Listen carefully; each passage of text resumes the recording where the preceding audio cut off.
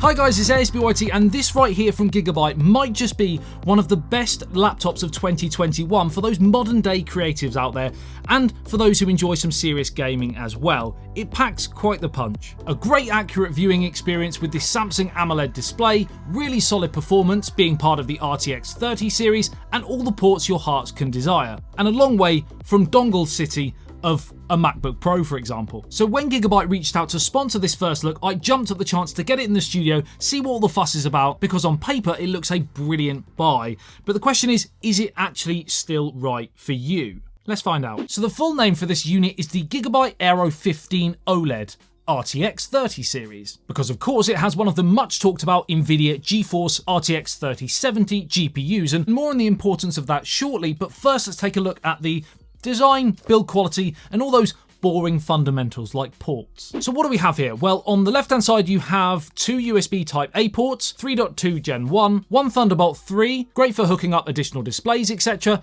an SD card slot, still hugely appealing for us creators out there, and DC power. On the other side you have an HDMI 2.1, mini DP 1.4, another USB Type A, your headphone jack, and your Ethernet also. So great options here for sure, and certainly one-ups a lot of other competing devices that are available, but I do wish there was possibly another Thunderbolt 3 port, for example, because a lot of devices, plug-in devices these days, do tend to be Type-C, and yeah, you may need to use a dongle for certain things. The overall solid aluminium body design is okay. It's not the most beautiful laptop I've seen compared to a lot of modern, sleek, and minimal designs out there, but it will certainly appeal to some with this sort of rugged aesthetic, sharp lines, and mesh cooling vents. In this black colour, it's aggressive and racy looking, and considering the powerful internals, which we'll get to, it's still fairly lightweight and pretty slim. And you also have this pretty cool Aero logo here, which does light up.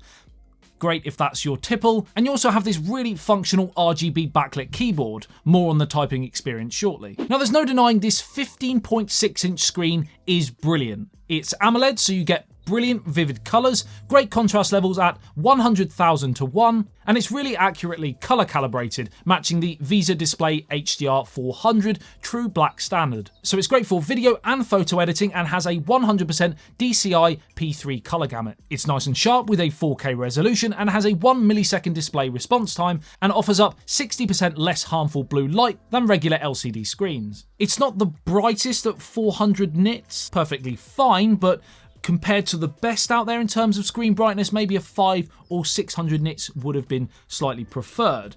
Great for indoor use, outside you can still use it, it's just not quite the brightest. I also wish the bezel was flush so it didn't stick out, and the hinge is not loose, but there is a little wobble to it that again could be improved. One thing I do like is that the lid opens one hand, absolutely no problems. In this modern day world that we live in, where we're constantly multitasking and juggling different products, just being able to do that is great. One hand, bang, done. Now you can use this screen for media consumption, watching movies, etc, and it's great, no doubt. I'm personally a fan of the 4:3 aspect ratio than this 16:9 for content creation, video editing,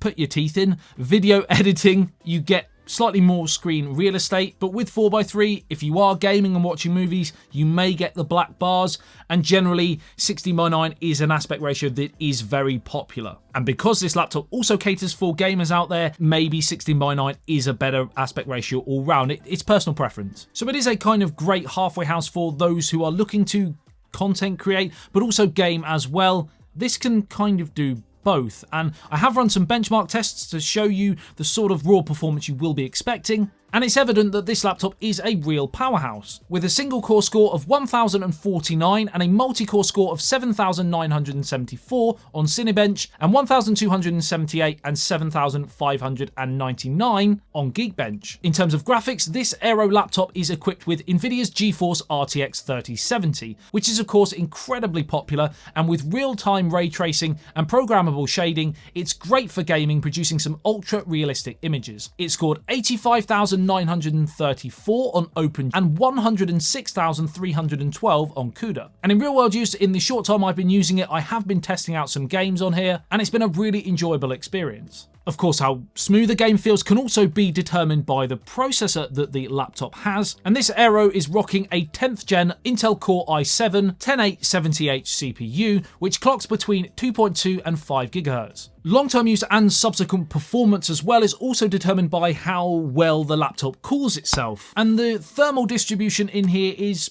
pretty good. The new WindForce Infinity system comes with two 71 blade fans, 5 heat pipes and copper heat fins that apparently increase overall heat dissipation by up to 30%. In everyday tasks, this thing is lovely and cool, but I did notice it got a little bit hot when I was gaming and it was on my lap, for example, so if you are going for some hardcore sessions, I would advise maybe putting it on a desk, for example. That added heat didn't seem to have too much effect on the overall performance, so again, for video editing, for example, it kind of just chop straight through the work. This laptop for me sits firmly in the bracket of not the most powerful available, but certainly it's pretty impressive. In terms of editing, personally, I generally use Final Cut Pro, but I have been throwing some 4K footage into a timeline on Adobe Premiere Pro on this laptop, and it cuts through the workload with ease. It can also easily handle multiple Chrome tabs open at any one time, and it has Microsoft's Azure machine learning platform, which automatically adjusts the best CPU and GPU wattage setting for different apps. So it will automatically adjust for content creation,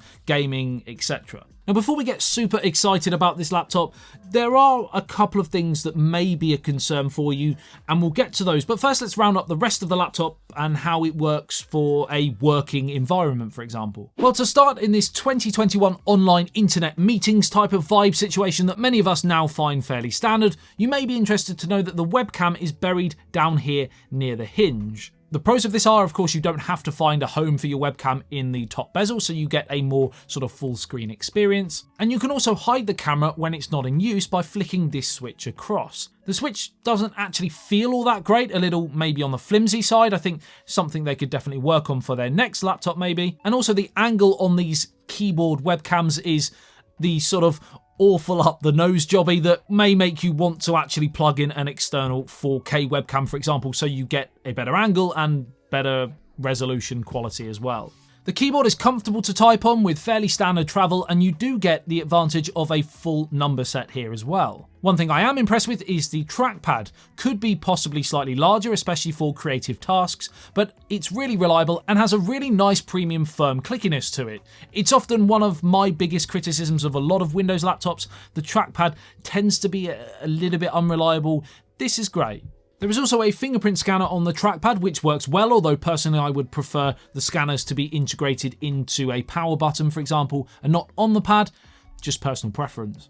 If you're going to be working, gaming, video editing, for example, for long hours, then of course you're going to want a good battery, and it kind of sits in the middle here. You should get around 5 hours-ish of everyday tasks, but if you are doing something that is more system intensive, then you're probably going to get it between 1 and 2 hours before needing to charge. You have a 1TB SSD, 32GB of RAM as well, so overall this is a really pretty impressive all-round laptop indeed. Fairly portable, powerful internals, pretty unique design, great display, and it will suit a lot of people, especially the creatives that like a bit of gaming on the side as well. If you can afford it, of course, which brings me on to a couple of possible cons. At about 2.5k, this thing ain't cheap. You get what you pay for, but some of you will be priced out. A couple of other things to note: the bottom firing speakers are nice and clear, but they're not the loudest. And unfortunately, this display is only 60Hz max.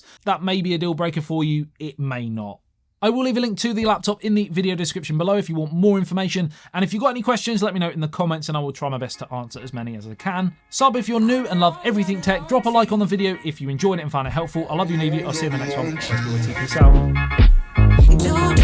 out.